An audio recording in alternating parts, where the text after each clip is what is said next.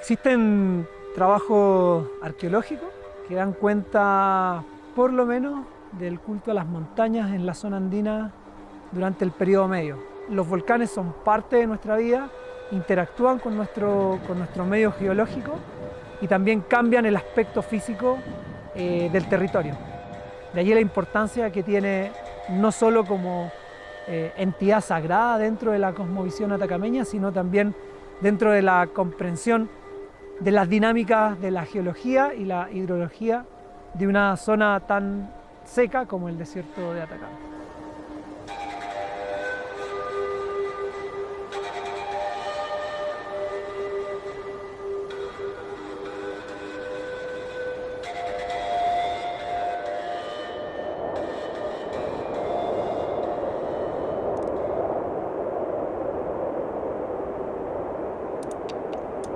La montaña constituye un intermediario o una intermediaria entre los fenómenos meteorológicos, el sol y los seres humanos, para poder concentrar el agua, la lluvia y poder de alguna manera mantener el ciclo vital que incluye la producción de alimentos y la regeneración social sobre todo.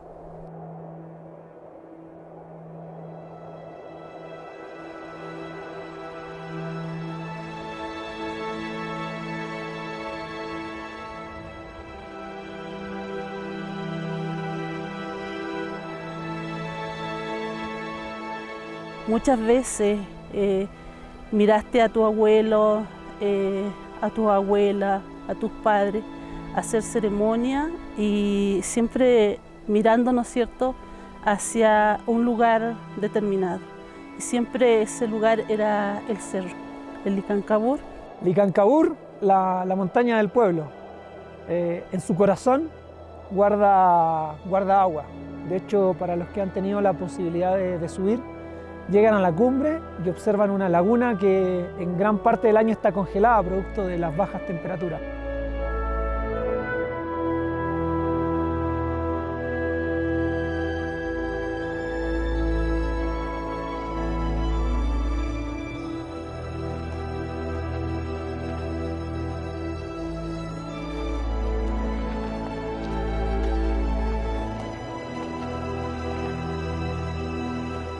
Este lugar, ¿no es cierto?, te entrega algo mágico donde puedes vivir y puedes interpretar muchas cosas, porque vivimos una relación con la naturaleza.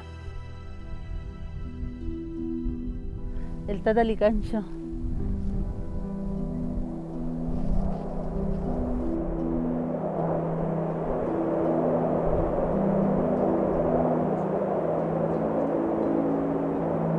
Achachila, Malcu, Apu.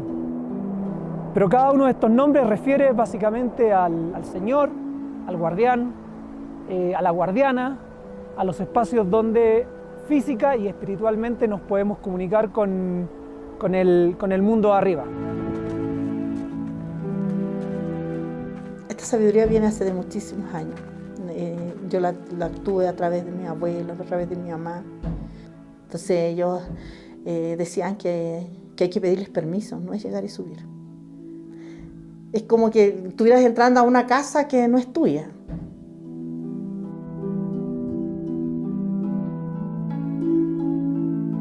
Porque eso es lo que ellos nos decían, esto es una herencia para nosotros.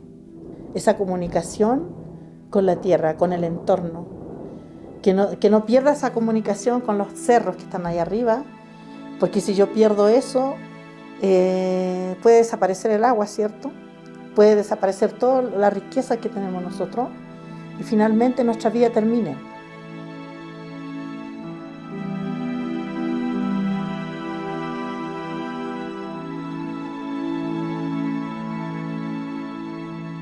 De hecho, las montañas son consideradas en sí verdaderos altares.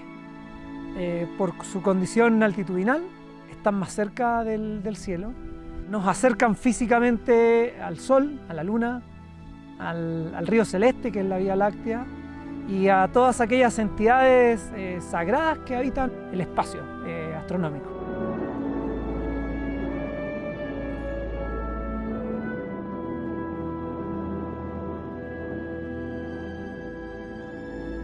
mirando e interpretando que la montaña era valiosa porque, ¿no es cierto?, es un ser, donde nuestra agua es un ser, donde el sol, la luna, y eso es lo que nos permite, ¿no es cierto?, llegar a la montaña también, conectarnos con eso, y en realidad es conectarnos con nuestra propia divinidad.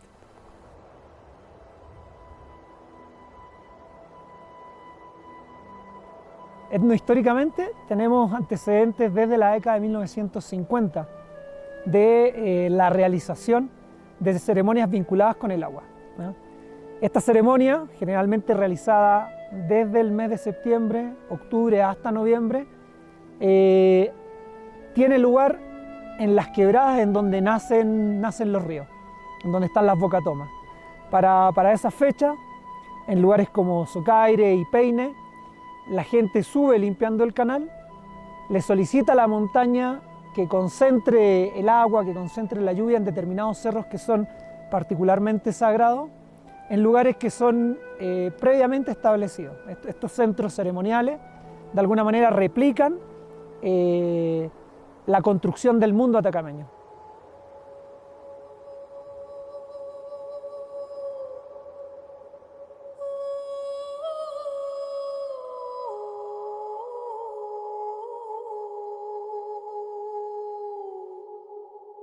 Esta relación de complementariedad entre el entorno, llamado también naturaleza, y la vida de los seres humanos y los animales, tiene su expresión a través del pago, a través de la ceremonia y sobre todo a través de la reciprocidad que se establecen entre los distintos espacios y los distintos actores que habitan el Pacha.